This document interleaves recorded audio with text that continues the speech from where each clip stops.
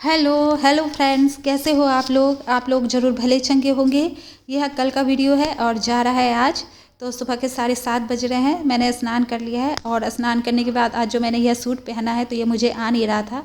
यह इतना ज़्यादा लंबा हो रहा था कि ज़मीन को टच कर रहा था। सिर्फ ज़मीन को टच नहीं कर रहा था बल्कि यह ज़मीन को झाड़ू दे रहा था। अगर चलूँ तो वो ज़मीन पे झाड़ू लग जाए, इतना ज़्यादा लंबा हो रहा था।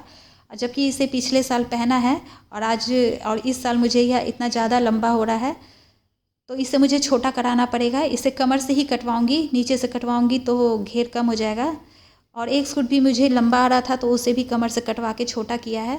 2 साल पहले तक मैं जो भी ड्रेस पहनती थी वह मुझे छोटे होने लगे थे, तो मैं सोचती थी, मैं यह सोच के खुश हो रही थी कि लंबी हो रही हूँ, जबकि मेरा शरीर फैल रहा था।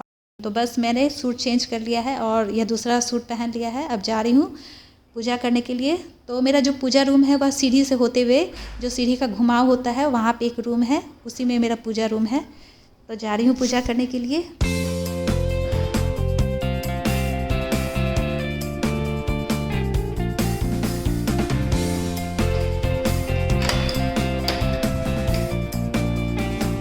और दरवाज़ा खोलते ही सामने मंदिर है। यह मंदिर लकड़ी का बना हुआ है। इसमें देवी माँ की बड़ी सी प्रतिमा है। उस पर प्लास्टिक की अड़हुल की माला हमेशा चढ़ा के रखती हूँ। और भी भगवान जी है, एक शंकर भगवान जी की प्रतिमा है, एक लड्डू गोपाल जी जो कि झूले पे आसीन है, और नीचे लक्ष्मी जी, गणेश जी और सरस्वती जी तीनों की एक साथ प्रतिमा है। और श्री यंत्र भी है और हनुमान जी की भी प्रतिमा ऊपर है।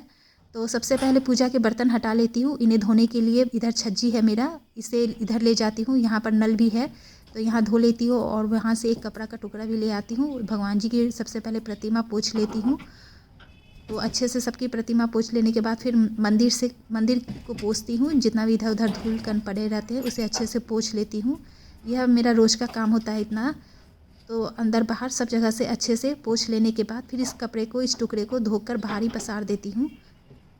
और इसके बाद मैं पोछा लगाती हूँ। एक पोछा का कपड़ा भी उस तरफ रखती हूँ छज्जी पे। और ये पूजा का, मंदिर का जो भी काम होता है मैं खुद से करती हूँ।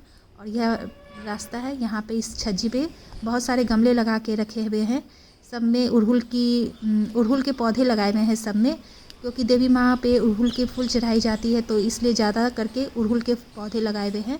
तो अभी अड़हुल अच्छा खिल रहा है क्योंकि अभी सीज़न है खिलने का। फिर नवंबर से लेकर फरवरी तक इसका सीज़न चला जाता है। तो बस फूल तोड़ लिए हैं। यहीं छज्जी पे खड़ा होकर सूर्य भगवान को अर्घ दे देती हूँ।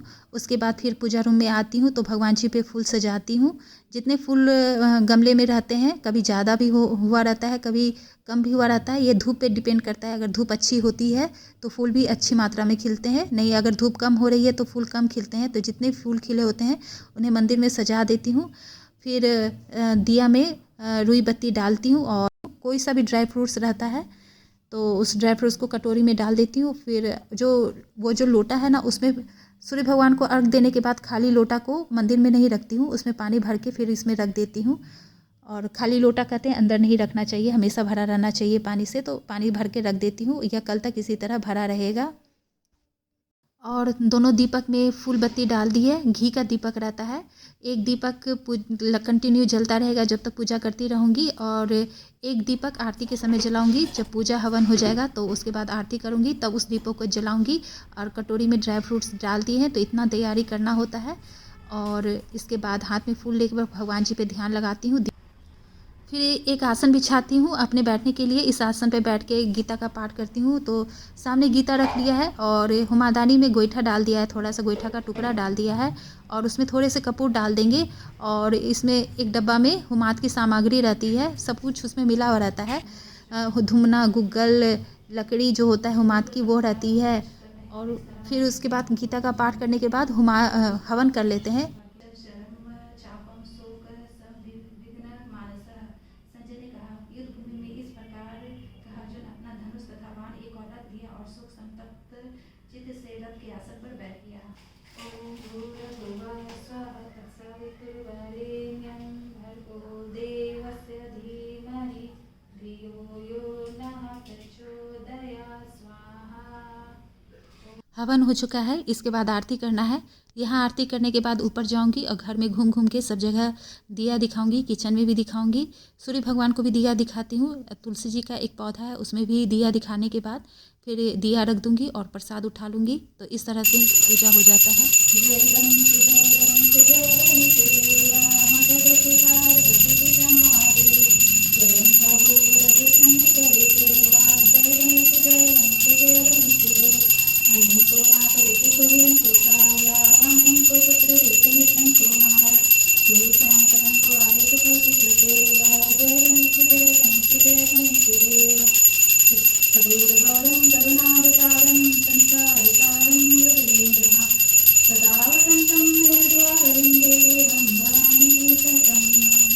और इस दिए को घर में ले जाके घूम घूम के सब जगह दिखा देना है।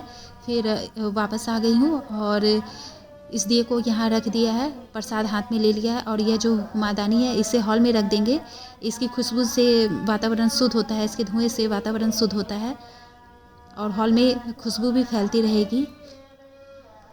पूजा करने के बाद आके जल्दी से नाश्ता बना लिया है। नाश्ता में भिंडी की सब्ज़ी और रोटी बनाई, क्योंकि जल्दी से पहले नाश्ता बना लिया। बच्चों को पढ़ने के लिए निकलना होगा और बच्चे भी अब नाश्ता कर चुके हैं और वो बाहर निकलेंगे। इससे पहले बेल का शरबत उन्हें बना के दे देती हूँ। तो कटोरे में ठंडा पानी फ्रिज वाला रख लिया है और एक बड़ी सी छन्नी रखी है, उस पर बेल के पल्प डाल देंगे और हाथ से दाब दाब के उस पल्प को निकालते जाएंगे। तो वह जो नीचे जो उसका पल्प निकलेगा वह पानी में घुलता जाएगा। तो आराम से इस तरह से जल्दी से बेल का शरबत बनकर तैयार हो जाता है।